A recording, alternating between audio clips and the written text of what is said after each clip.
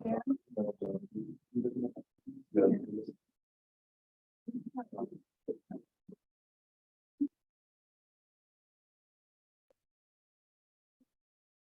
morning, welcome back. I hope that week number 2 is going well as you wrap up and you're looking forward to a good weekend. I, for one, am spending the weekend going to a show that it's going to be a fun throwback of Muse and Evanescence. So I don't really like going out super late at night for concerts. I'm hoping that the Muse and Evanescence concert will wake me up inside and help me to address the supermassive black hole that I have in my heart. Blank stares make you sad. Go listen to an old Spotify playlist. All right. So, as a quick recap, we spent some time on Wednesday talking about some of the ways that we can develop and prepare for effective interviews, particularly the use of an interview guide, right? The interview guide is essentially providing you with a manual or outline that you can use when conducting the interview. We also talked about some of the different ways of using question sequencing, right? How do we arrange and map out the kinds of questions that we ask to make the interview work well? And we talked about having a good, supportive, constructive climate for people to work together. So if you haven't already, please make sure by the end of the day that you're completing that Google form for your availability. That way, next week, you will know which partners you'll be working with on the interviews that you'll be giving in class. So today, I want to recap and just explore a couple ideas that we didn't have as much time to get to.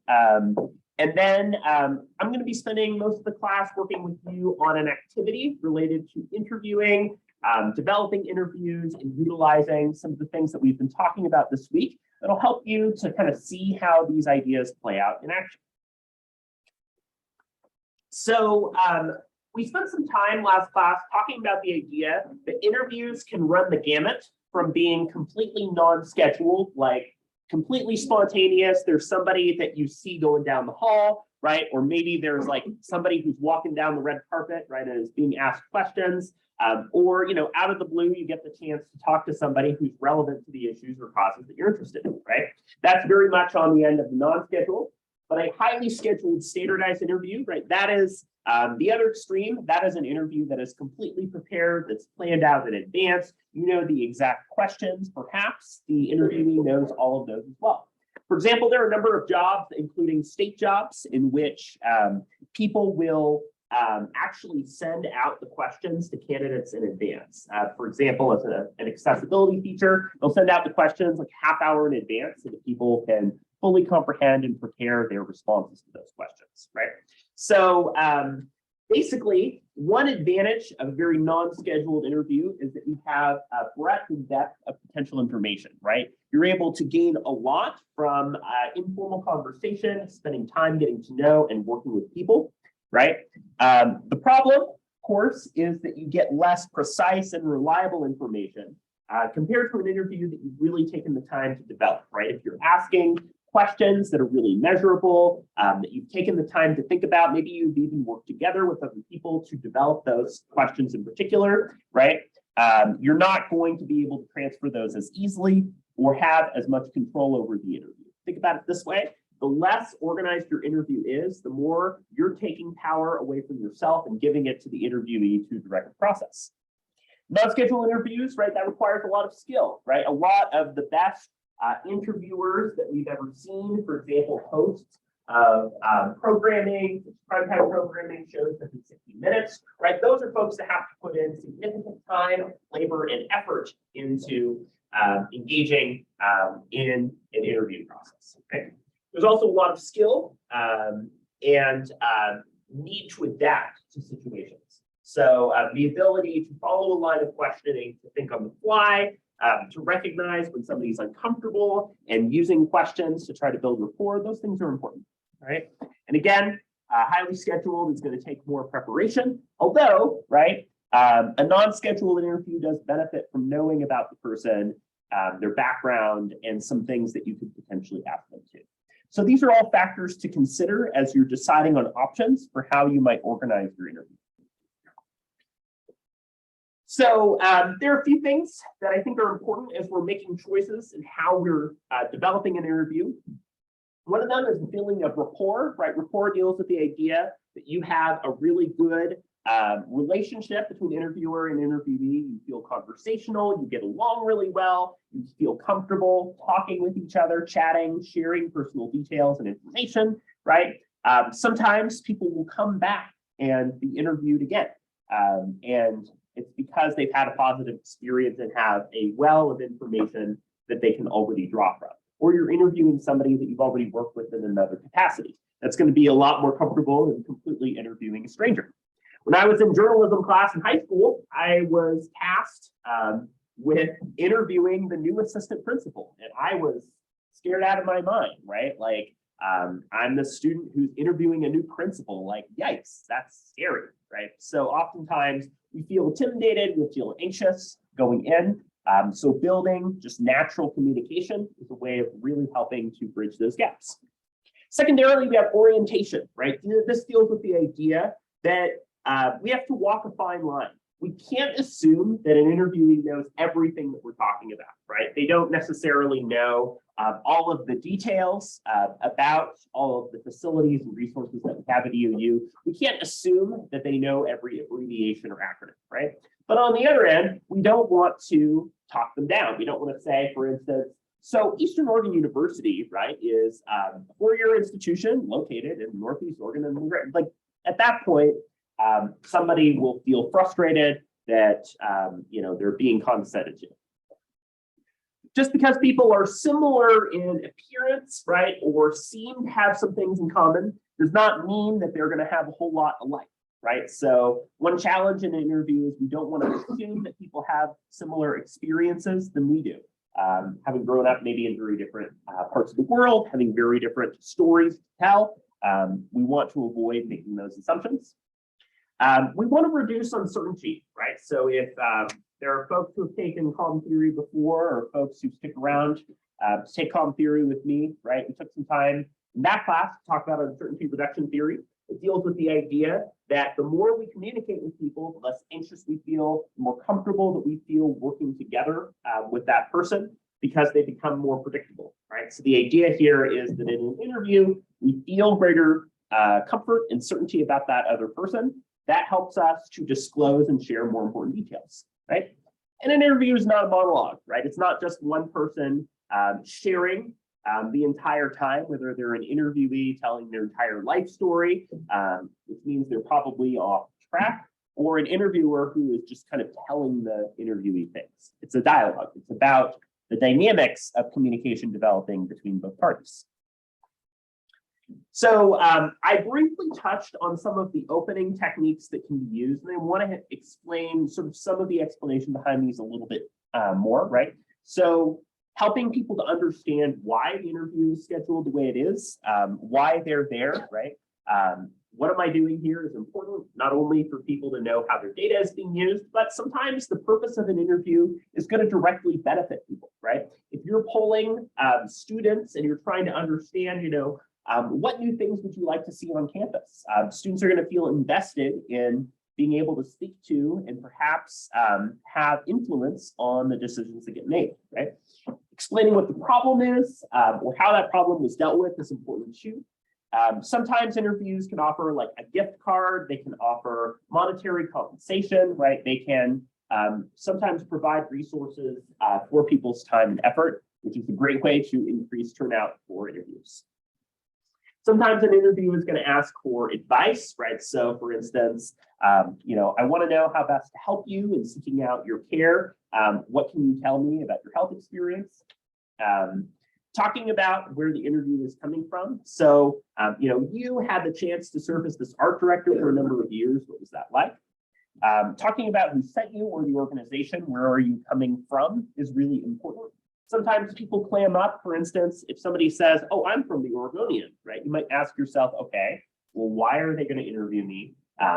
Where are they going to quote me? And what's going to be taken in or out of context? So sometimes we have anxiety about how the content of that interview gets used. Explaining the time or asking a question is a good way to start things out as well. Tell me a bit about yourself, or do you have any questions for me before we get going? We talked a little bit about nonverbal elements, right? The ways in which that we utilize space, appearance, rest, touch, and nonverbal communication with each other, right? It's important for us to figure into where is this space happening? Whose space is it? Is it neutral, or is it space that leans toward an interviewer or interviewee? Are we interviewing somebody in their own home, for example, in something like a documentary, or are we asking them to come to us? Because that's going to impact their comfort and willingness to communicate as well. And we did spend some time last class going over these different formats of sequencing, right? Talking about how these different forms can be utilized effectively in order for us to understand how we arrange questions. Rather doing a tunnel, a funnel or inverted funnel, right? A diamond or hourglass. Those are some of the ways in which interviews can be organized and better understood between groups. And we took some time to talk a little bit about how we end an interview, right? So you might be familiar with the idea of recency bias. So studies in psychology have determined that people are most likely to remember what's at the very beginning and very end of something.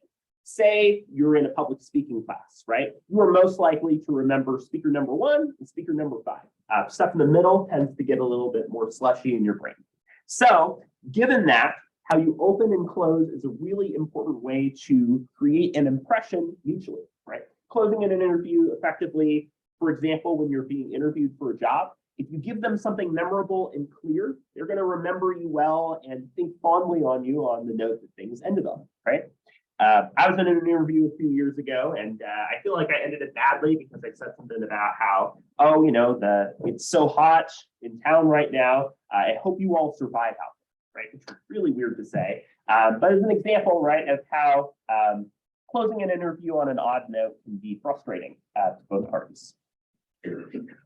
So again, don't do the Lord of the Rings thing where there's like 5 different endings before the ending actually happens. You want to make sure that you're intentional as an interviewer about when you're using language such as, well, I think we've about wrapped this up, or I think this covers just about everything. As mentioned, right, offering clearinghouse or providing the chance for the other person to ask questions is really important. If you're doing something like a job interview and you know that you have a designated amount of time, for instance, you have a block of time in which you will be asking the interviewer questions, take advantage of that, right? Give yourself like a good 10 or 15 minutes if it's like a 45-minute interview where you're the one asking the questions, because it's your chance to impress somebody. Expressing appreciation, preparing for the next meeting, explaining, why the meeting needs to end. Those can all be really good ways of using that type of work to help to close out interviews. I think it can be a useful way for us to understand some of the elements of interview structure and organization. I had a video example that I wanted to share as well. So let me briefly put that up for you.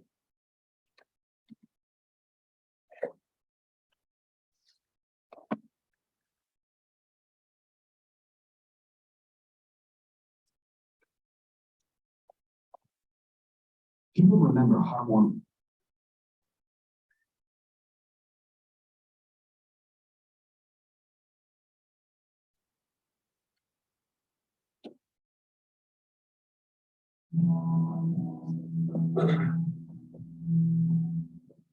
I think when a student is ending the interview, they almost think about it like it's writing a paper. We have that final paragraph where you need to go back and hit your main points. And that's what they need to do when they're wrapping up the interview, is to go back and think about what were the 3 main points that I made in terms of why the employer should hire me. Reiterate those, back them up with a brief example again, remind me of them. And then they should also ask a couple questions. It's important that the candidate let the employer know they are truly interested by asking, when will I hear about the next step in the process? And then ask them, if I don't hear anything by that time, can I follow up with you? And then more importantly, how are you going to follow up if you don't have their contact information? Ask for their business card. Ask about follow-up. When should I expect to hear back? when would be an appropriate time for him to follow up? And ensure you get a business card so that you can write your handwritten note or an email. Email, thank you, would be fine as well, but the handwritten notes are really nice these days because those are rare. And I would say, show your enthusiasm. I'm really excited about this opportunity. Thank you for your time. And closing on a positive note and showing your appreciation for the employer taking the time to interview, I think goes a long way. If the recruiter hasn't explained what the next steps are, you want to do that. When you're asking questions that relate to the job, that relate to the process, to you, that shows that you're interested, that you think this is important, that this is something that you want to pursue. So ask me, what are the next steps? When will I hear from you? Those kind of questions. So I would say, kind of as an addendum to that, while it is good for you to do like, what are the next steps? When will I be free? What is your timeline? I would say it's a good idea in a job interview not to restrict yourself to those types of questions. Content-oriented questions about like the job and about the things that you'd be doing in the job are a lot more impressive because they show your interest. They show and imagine you like getting in there and doing the job too. So those logistical questions are important. They show that you care, right? And help you to have information that you might need about the next steps. But I think it's a good idea to pair that with, for example, so can you tell me a little bit about the history or of the organization, something like that. So for today's class, I have a scenario that I'm going to ask you to take a good amount of time to work on, since this has a whole bunch of different parts. This scenario is connected to the work that we've been doing this week to understand all of these different parts of the interviewing process. I'm going to ask you to make a team. So this could be as few as 2 people. This could be as many as like 5 or 6 people. So I encourage you to, look around. Maybe there's people sitting near you that you would like to work with. Maybe there are new people that you're interested in working with too. I'll leave that up to you. And what I'm going to ask that you do in your teams is to decide on a person. That person could be real or fictional, living or dead, that you would like to interview. So if you were ever asked in your life, I could interview anybody in the world, who would it be, right? I want you to think about the answer to that question, and as a group, come together to figure out a person that you would like to interview. First of all, what is the purpose and type of interview that you would be conducting? You might think about, okay, why did we choose this person to interview? What got us interested in interviewing this person specifically? In other words, what are you all hoping to gain from the process of interviewing this person? Secondarily, I want you to think about and write down what an opening technique and what a closing technique would look like for this interview. How are you going to start this interview of this person? How are you going to end the interview of this person, right? And then lastly, I want you to think about the sequencing pattern that you would use for your interview questions and why you would use that sequencing pattern, right? You're not going to need to develop every single question that's used in the interview, but I am asking you to think about why you would structure the interview the way that you would, given the goals and purpose that you see for that interview, right?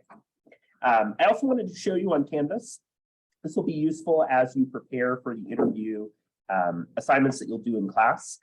I've included an example of an interview guide, right? The way that you can structure and organize questions in one format, and an example of an interview brief, which is a way that an interviewee can prepare for and bring in their notes going into an interview.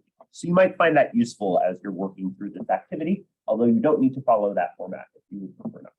So take some time, find a group to work with, figure out who you're going to choose for this interview.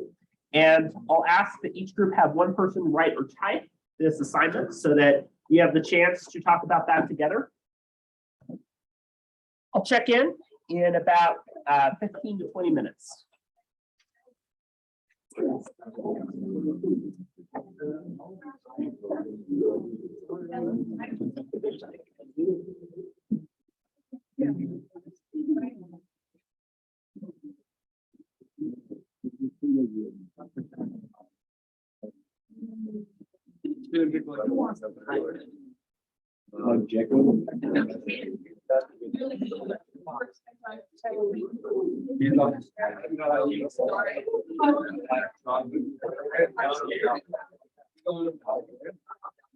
Okay,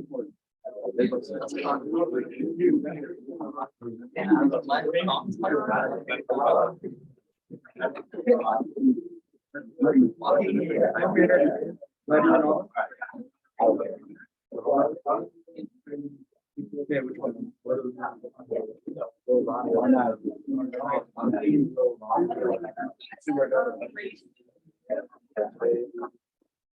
Yeah.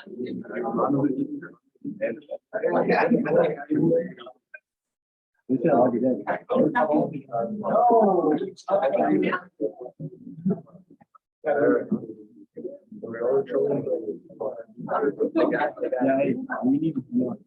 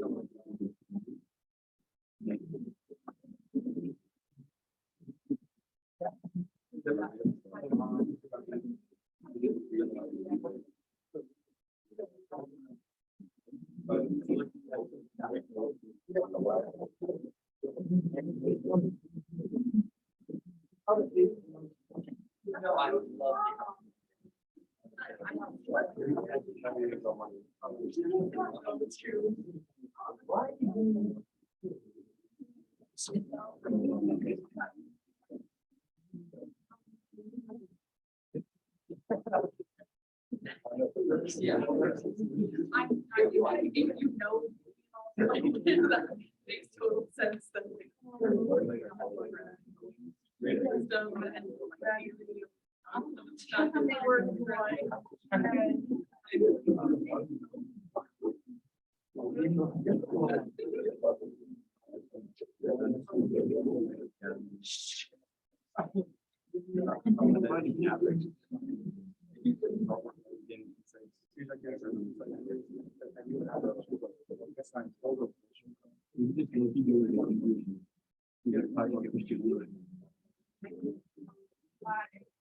That's the same person. He doesn't know that much. There's gonna be a line. I was about to. Why would you?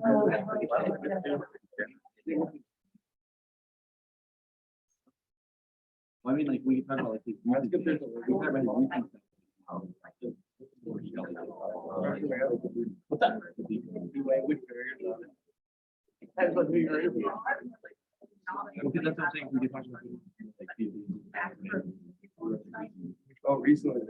Like people. Yeah, I think that's what definitely better. When he first came in. Oh, yeah. I would like.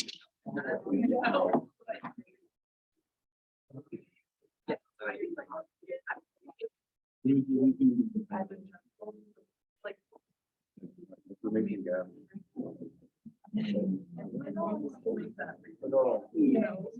First on, first. Let's see.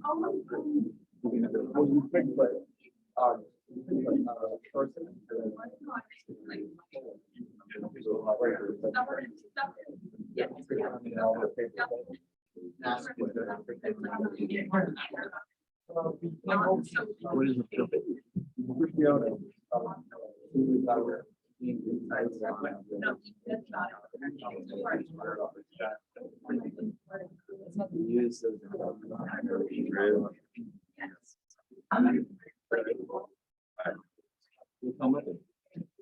double throat. The purpose is like like move that into using insight work with everything passion.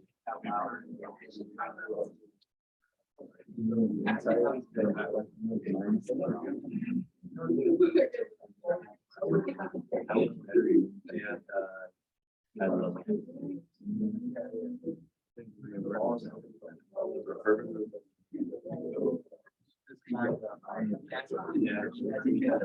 did he get?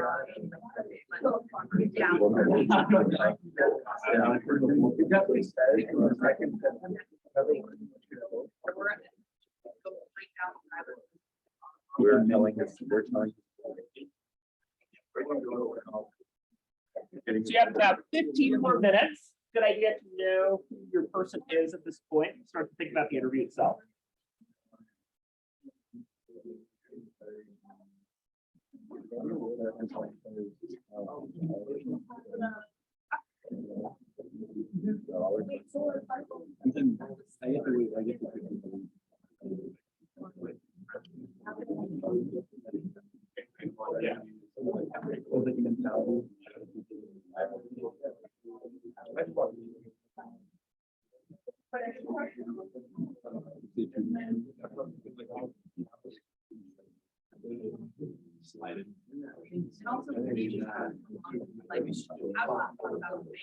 Like in the first 2 minutes, like that, like everything's right.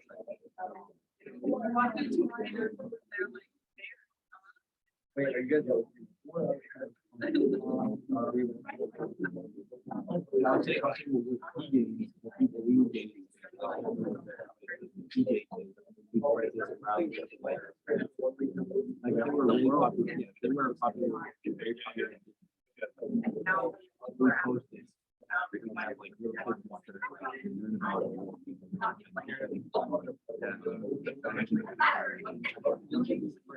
I'll take those are the ways it should be. He's right. I'll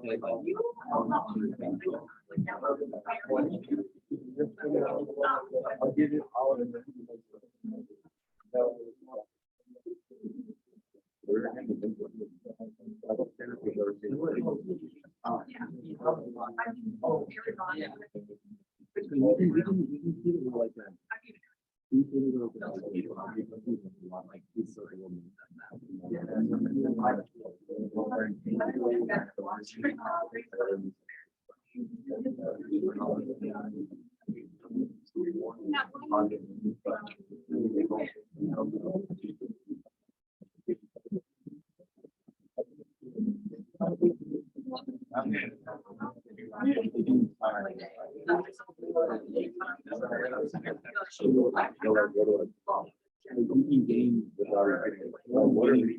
Without repeating.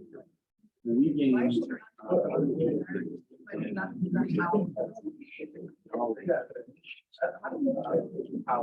We are gaining the food right now.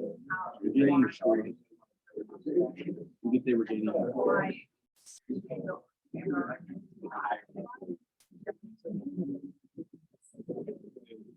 Well, we'll be. If you do interview. They're getting this on.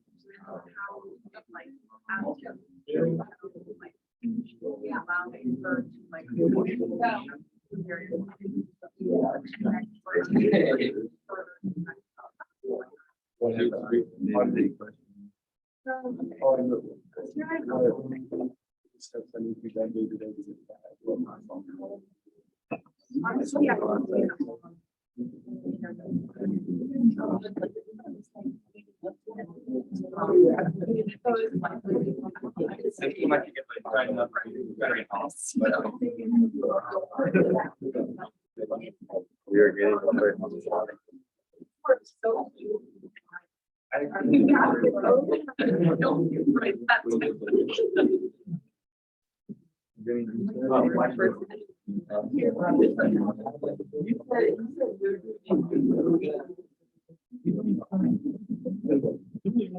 Did you write like on the process or how we can do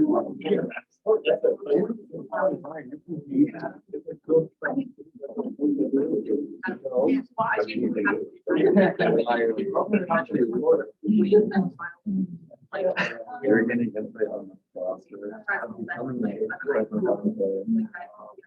And we're getting through the experience.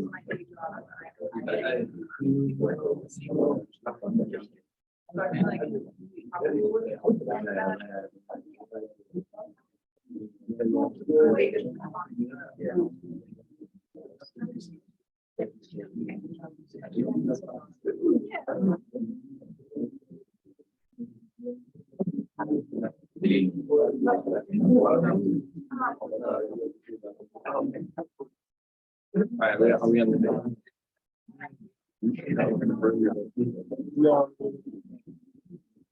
No one. We're talking all those. We'll let you.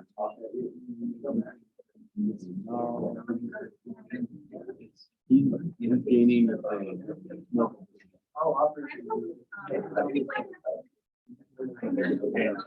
Take about 10 more minutes. You might start to think about how you're organizing and arranging the interview now.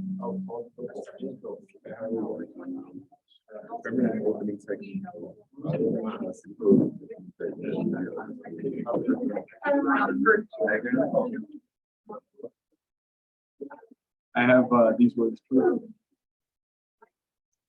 Push it.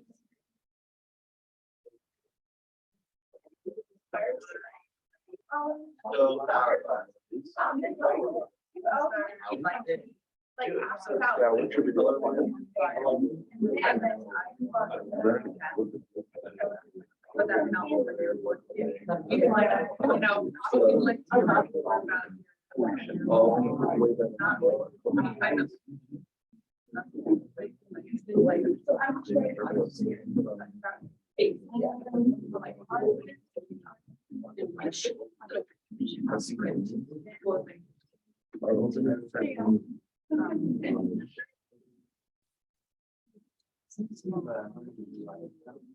Should we just state the purpose? Like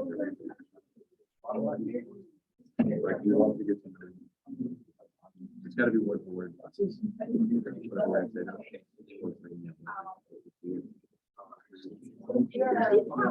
Write it down.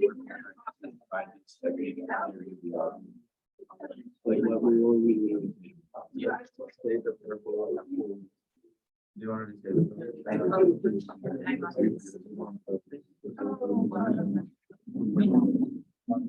that's not what we're here to talk about.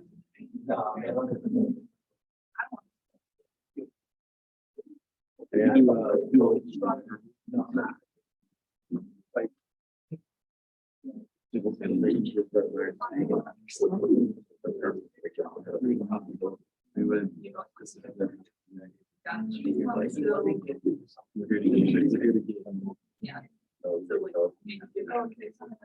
We want to know. We want to know. We want to know the steps you've done. The steps of the process. We get to where you're at. And we want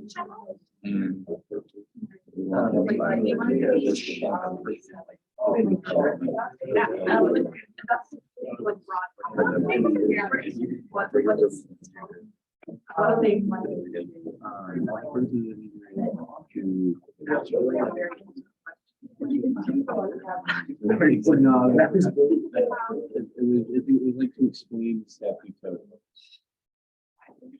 to others, to inspire them. Sorry, explain the step you took to others, to inspire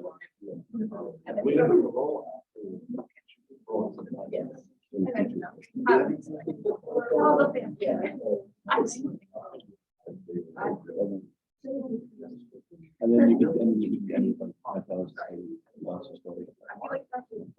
Yeah, that's they'll be like, what do I start? Like, where did it all go?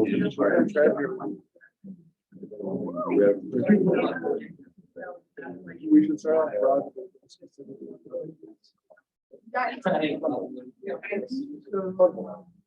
You have to have some third when you spell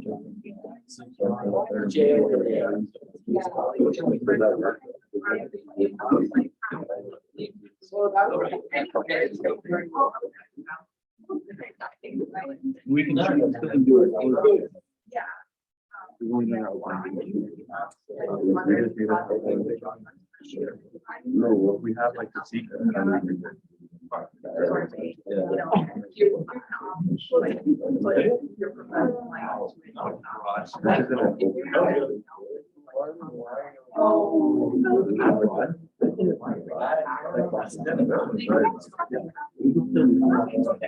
You have to make that. Crazy thing. You recorded there? That can be fun. I'll give you about 5 more minutes. You might start to think about how you are sequencing and structuring the interview.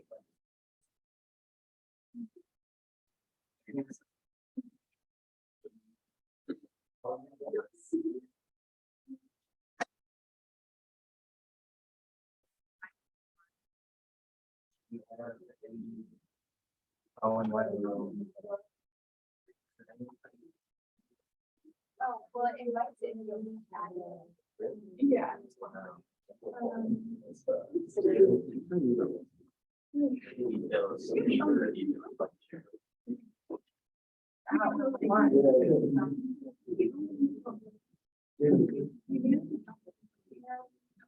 No, that's what I don't do. Like, my, like, and we say like. Yeah, sure about like what? Oh,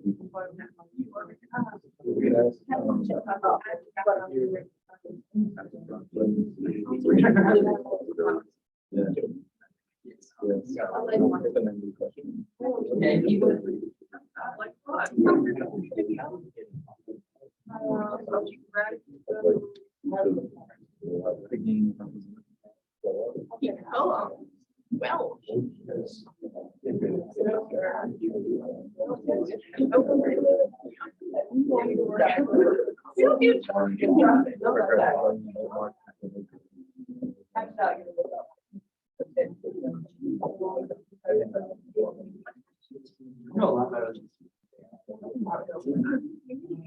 Sounds like.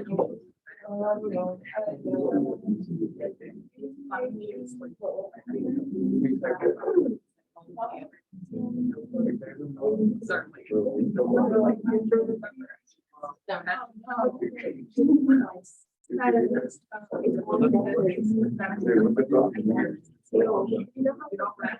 We need it.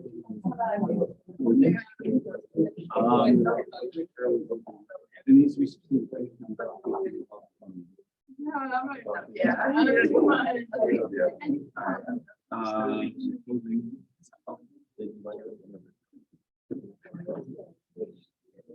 Expressive appreciation. Oh, yeah.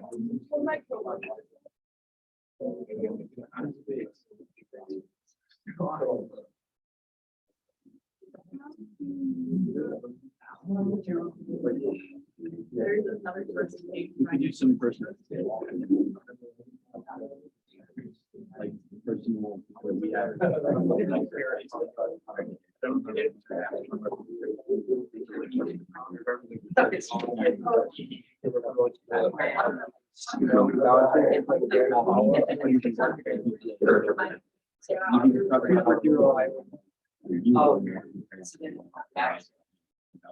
So take a couple more minutes to close out the work here.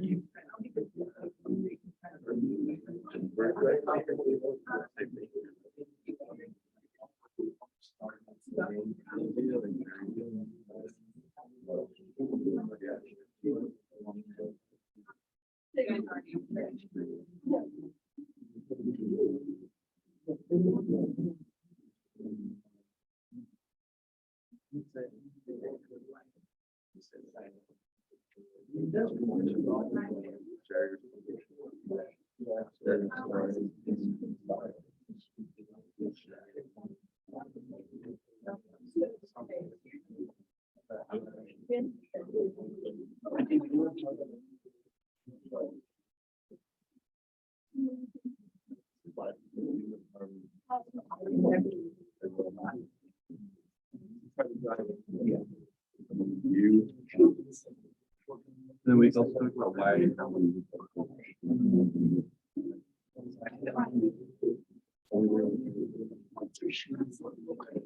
Okay. Go ahead and wrap up your current work.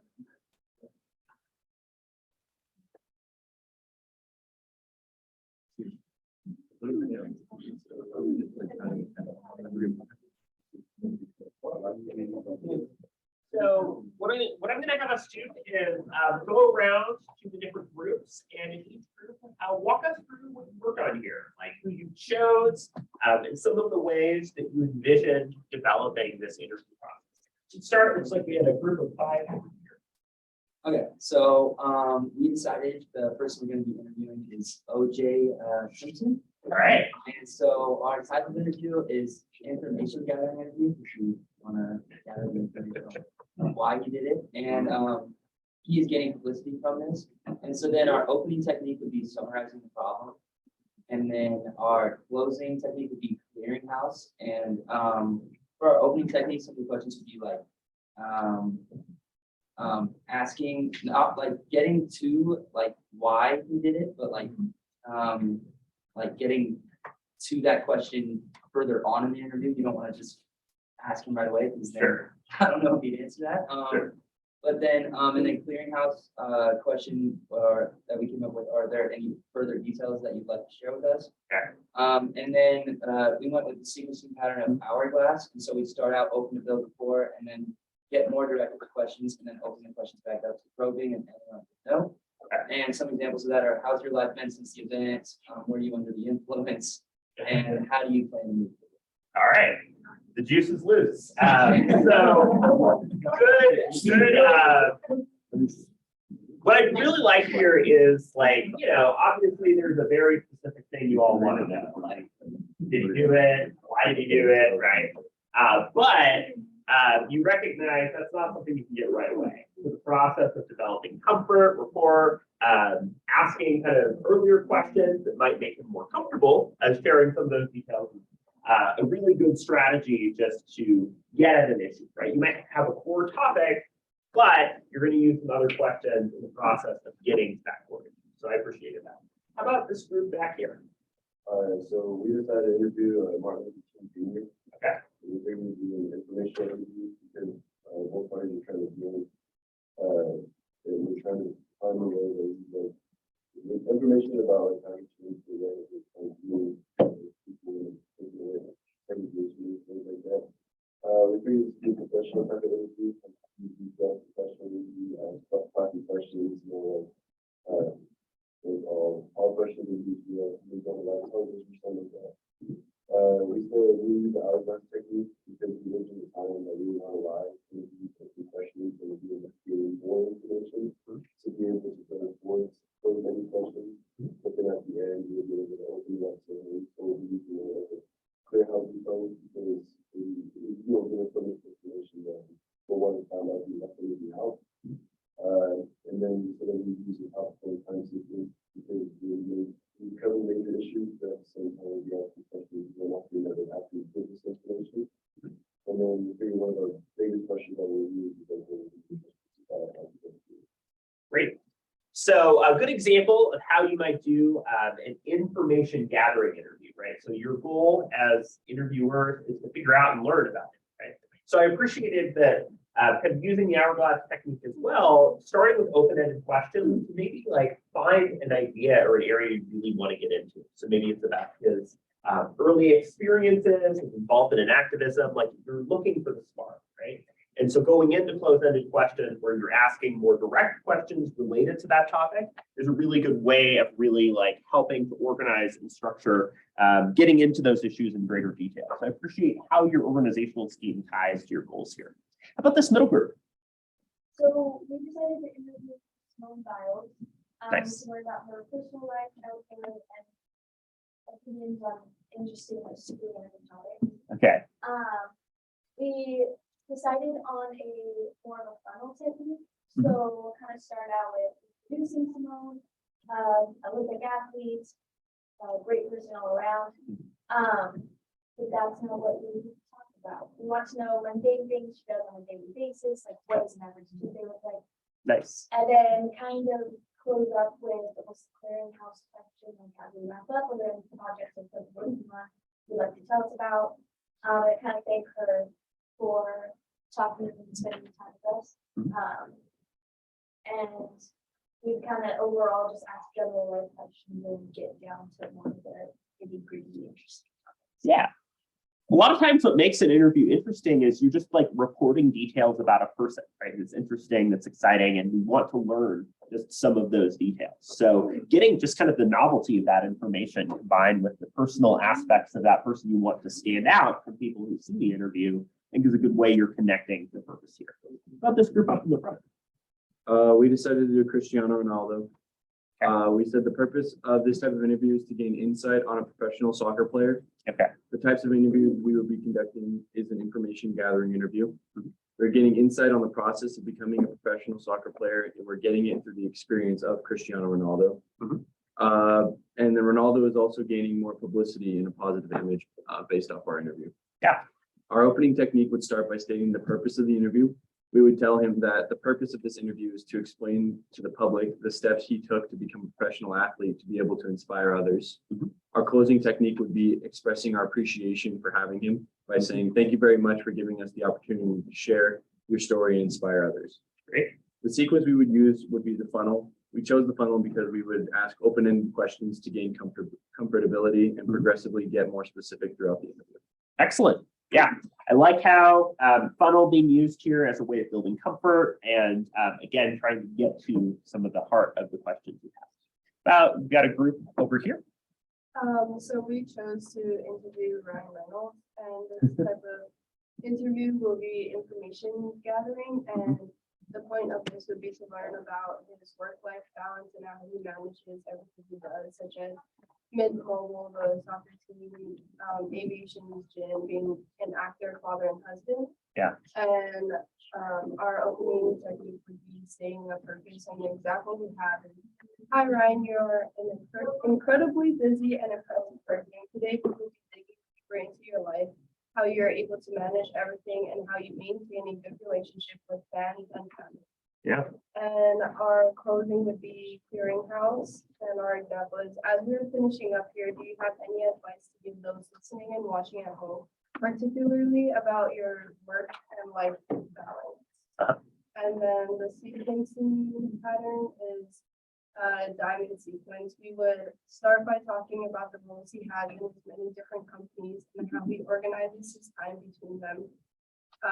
Then from there, we would transition into his acting jobs and how his traveling affects his wife and children.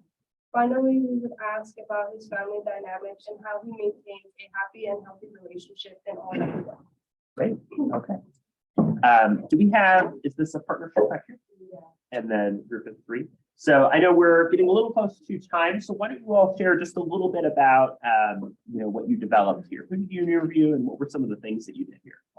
We chose to interview Chris Brown. And for like our opening, we were playing this like standard purpose campaign. We're just doing like ask you questions for the students to share. And then like our closing would be expressing appreciation again and thank you for taking the time to sit down and like share with us. And we said that we would use the funnel sequence just because we're just gonna allow the conversation to flow and there isn't like a specific like question. Yeah, a lot of it depends on kind of the climate, the rapport, like what's happening? What are you able to learn from them in that interview? And then back here. With information gathering, unstructured, mostly opening closing techniques, requested advice, closing expressing appreciation, teaching pattern, reverse call. All right, cool. I really liked hearing the variation in folks. I know I heard people kind of brainstorming and sharing ideas about who they wanted to interview. But I really like how you all are coming into this with a goal, right? What is it that I want to learn about this person in like an information gathering interview? Why am I here? Like who's benefiting from this interview? You really were starting to think about how to structure your questions and organization with that in mind, right?